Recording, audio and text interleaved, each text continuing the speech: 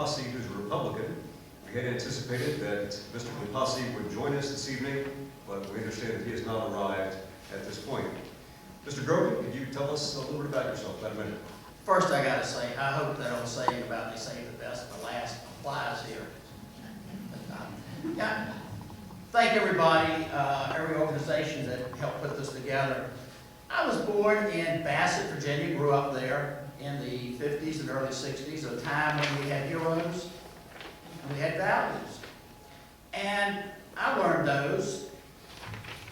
And one of the things in Henry County, that's where it is, one of the characteristics we have is we're independent and we speak up when we see something's wrong. And I have that characteristic, and that's why I'm running as independent. And I have come out, I see three things wrong, especially that I'm going against. That's the fact that the Independent Redistricting Commission was killed. It's anti-democracy. We don't have a fair and simple tax system, and we should be able to have that. And the other thing is the amount of spending in campaigns. People tell me I can't change it, but I want to tell you, the only people that ever changed anything in the history of the world were the ones that swam upstream.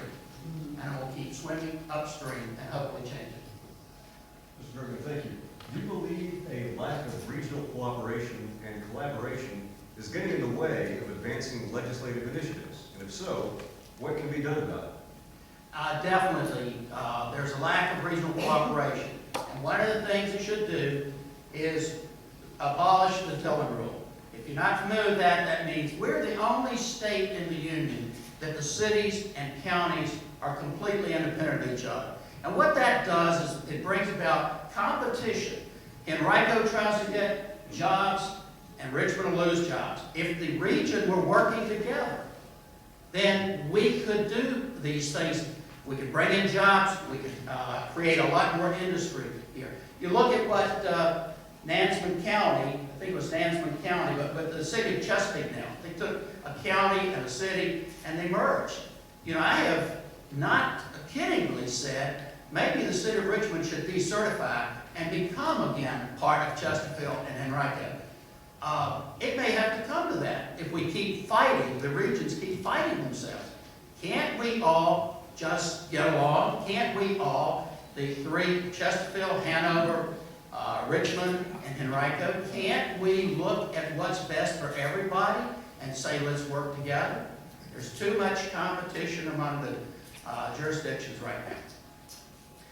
Mr. Grogan, you and your opponent are both practicing lawyers. In an era of shrinking budgets and state services, how do you propose balancing funding for the state police, the Department of Forensic Science, the Medical Examiner's Office, and other crime prevention agencies against the other needs of state government? Well, we're in an economic recession right now, and as some other candidates have said, if the money's not there, we can't do it. Now, there'll probably always be a lack of money to do as much as anybody wants to do. But you've got to look at the priorities. The two priorities, in my opinion, are education and public safety. So we can, I propose this for education. I've got a lot of teachers who said, hey, they go along with this. Perhaps they don't get a raise one year, but we drop the number of students in there. Many teachers have said, well, that would make, they would get something from that. Now, can we do that with the state police? I don't know.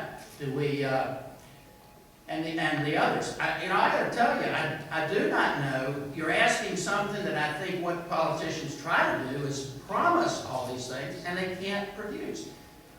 One of the things I said is we're all out here together. Everybody, every agency is going to have to take a little bit of a hit. And everybody has to understand that. If everybody, I'll tell you what I did in my office. We were having a little bit of, last year with real estate down. Instead of dismissing or terminating one employee, I asked a couple, would you take a 10% pay cut and I'll give you an extra day off during a 2-week period. Everybody kept their job.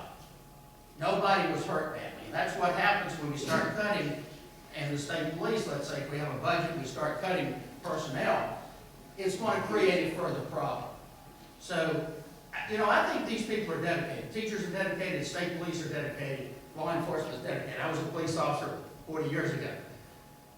and they want to do their job, they want to do it professionally. So I don't think, if they're given proper respect and given the authority to do their job right, I don't think they're going to complain just because they don't get a raise. Mr. Grogan, thank you. You're welcome. Ladies and gentlemen, let's thank all of our candidates for being with us and for being willing to face